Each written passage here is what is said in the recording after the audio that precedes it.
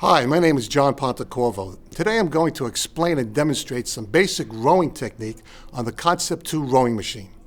The Concept 2 rowing machine is an excellent piece of exercise equipment that can be used from multiple ages. In the school that I work at here, we start the students out at age 11, and I've seen athletes well into their 70s and 80s utilize the machine as a fitness tool.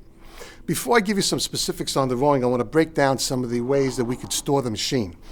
The first way you can actually leave the machine as is out if it's being used on a daily basis. If you do need to store it, one way of doing it would be to lift the machine up at this point and standing it upright and either leaning it preferably against the wall. You will definitely want against the wall. You will want to have some type of cable and or rope securing it. I've seen this done in various boathouses throughout the United States. That is one way. Another way of securing the machine, of separating the machine, I should say, for storage, would be to separate the machine at this point in the middle.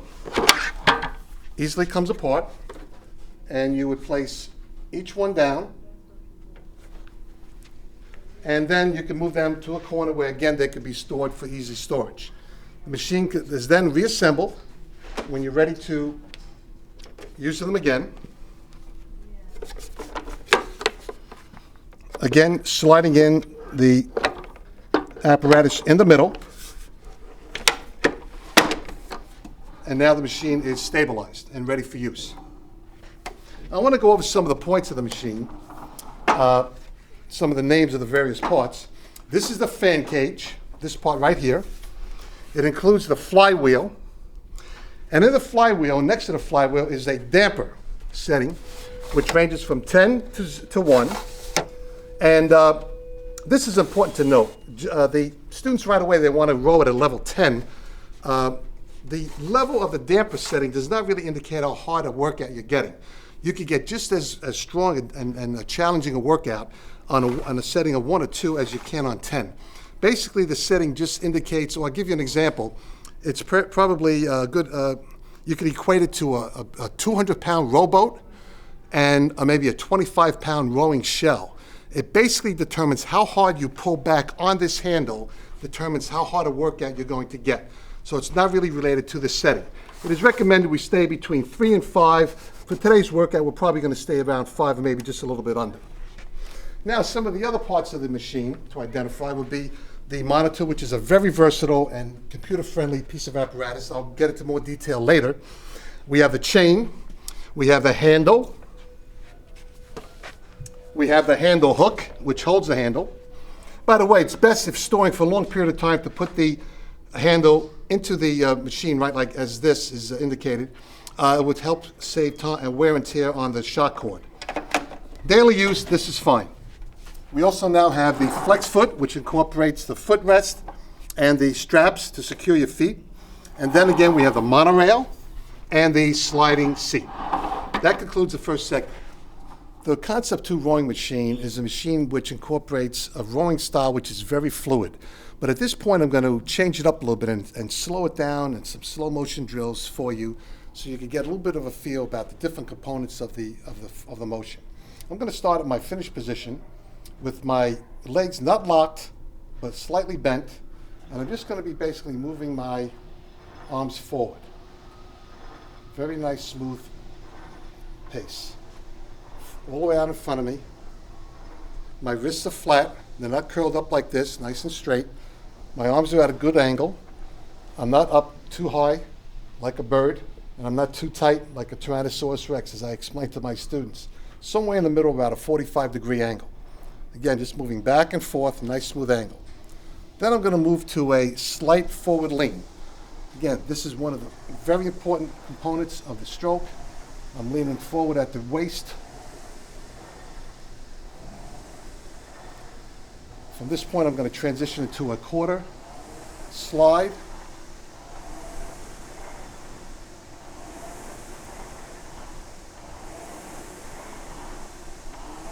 To a half slide.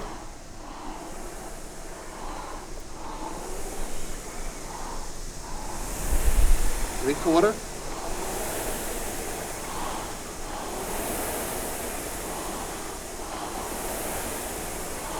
and to a full slide.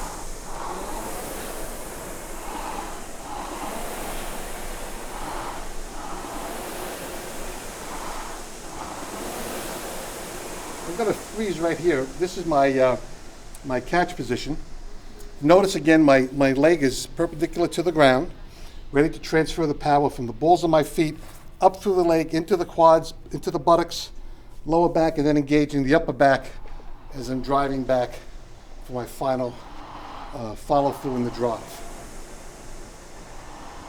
That concludes this segment.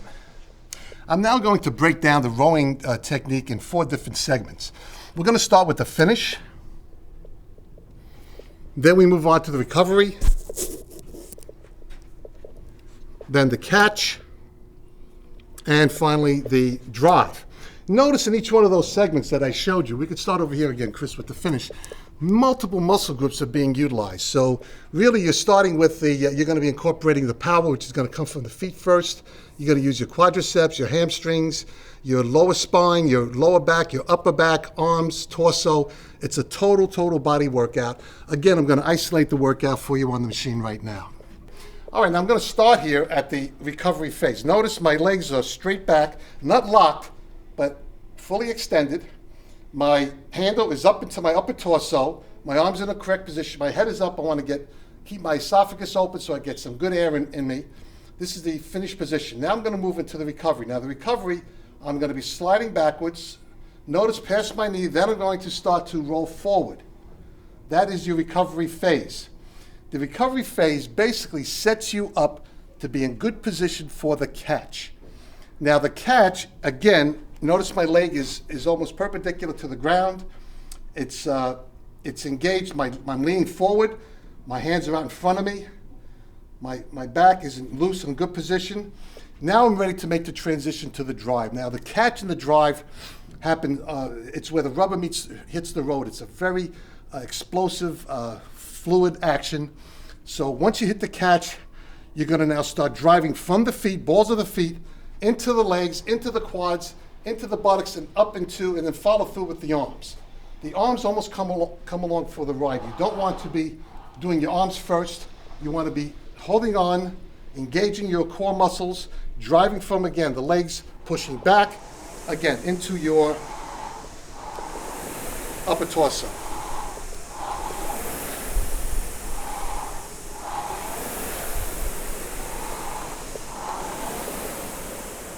I'll slow it down again. Finish,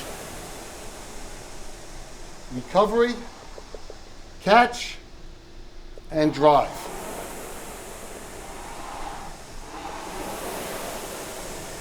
Again, notice my handle is going past my knees, and I'm leaning forward before I engage my feet, which is where the power is emanating from, driving from the balls of the feet into the leg, into the quads, buttocks, and into the core muscle.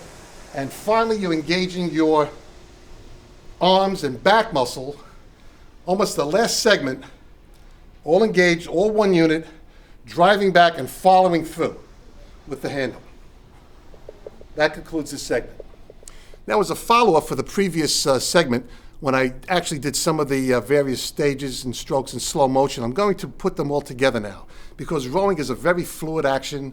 You want to engage all of your muscles, and you want to be moving in a very fluid action. You don't want to be do not want to be robotic as you're moving. So I'm going to begin rowing nice and easy at a nice steady pace.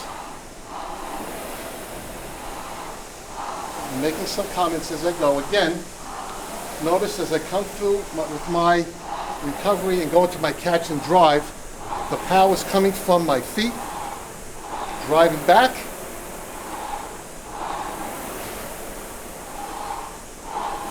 and my arms come along at the very end to follow through with the chain again, the handle I should say, coming into the upper torso. And again, my back, my lean is about a 10 to 15 degree angle. I'm breathing deeply, smoothly. I'm at, again, about a 20 strokes per minute pace.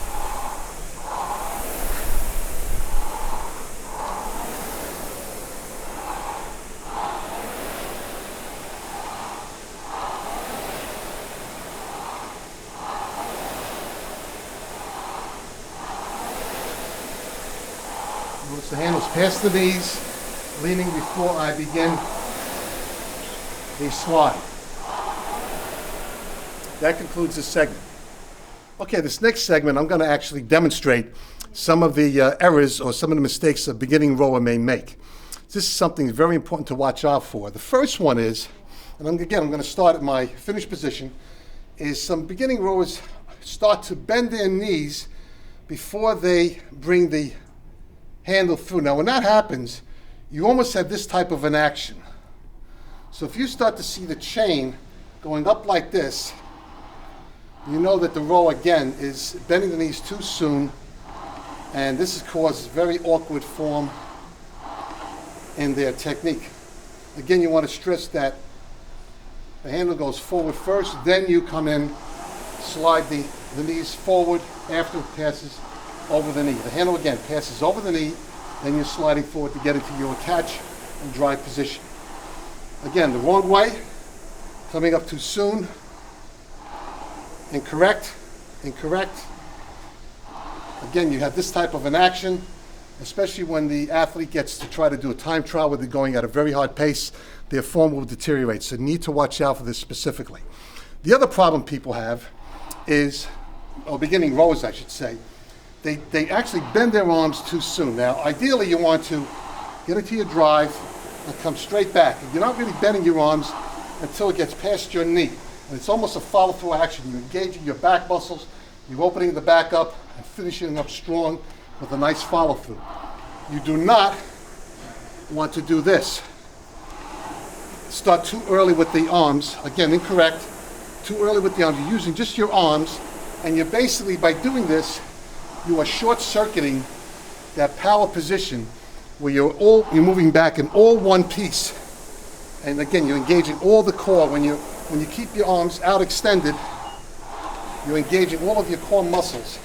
When you start to come in too soon and start bending the arms too soon, you are again pulling with your arms, disconnecting with your core, disconnecting with the powerful back muscles. That's something you do not want to do. Be very careful to observe that in your rowers. That concludes this segment. Okay, at this point I'm going to show you how to use the monitor for the Concept 2 rowing machine and work an interval workout with you. We're going to start by turning the monitor on, which I just did, and we're going to scroll into the different workout. We're going to work on a interval time, and we're going to stay around 1 minute. We can either go up or down from that, and we're going to now set the time of rest. Now the time of rest is very interesting for athletes. Basically, this is going to be a rowing activity where I'm going to go at a maybe 80, 85, 90% effort, and then transition into for 1 minute, then transition to a 1 minute period of recovery. So I'm still going to maintain my form, but I'm going to catch my breathing back, let some of the lactic acid out of my system, out of the muscles, and work it into a workout.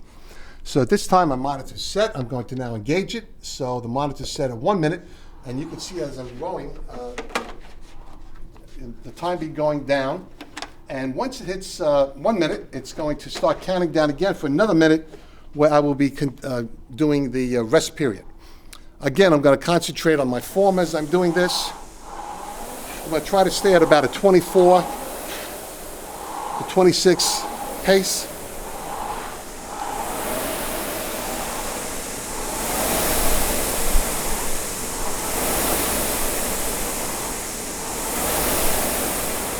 Notice it's counting down, 40 seconds down already. I'm at about a 22 right now, 22 pace, that's fine. Actually, beginning rowers, you want to maintain a lower stroke per minute pace.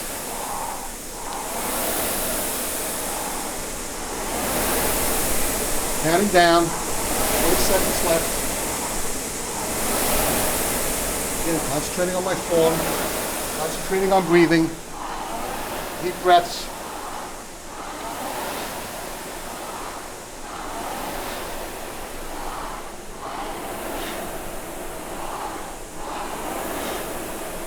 Okay, now, Chris, if you notice on the monitor, it's counting down again another minute.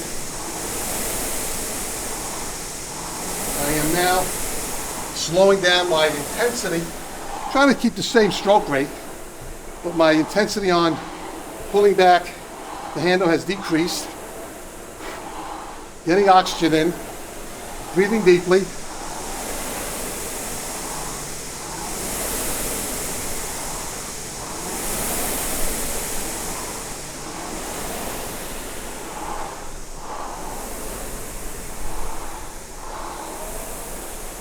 The Concept 2 row itself can measure in either time and distance. For example, the time it takes you to row 500 meters, it'll give you that pace.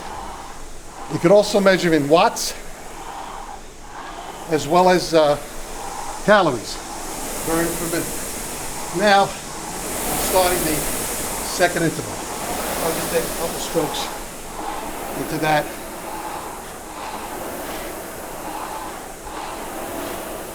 Okay, that concludes this segment. Okay, that concludes our demonstration for today. I'm going to go over just a couple basic etiquette of the machine as far as cleaning up and wiping down the machine. First of all, we like to have a little bit of some wipes available where you could actually clean the seat, wipe it down.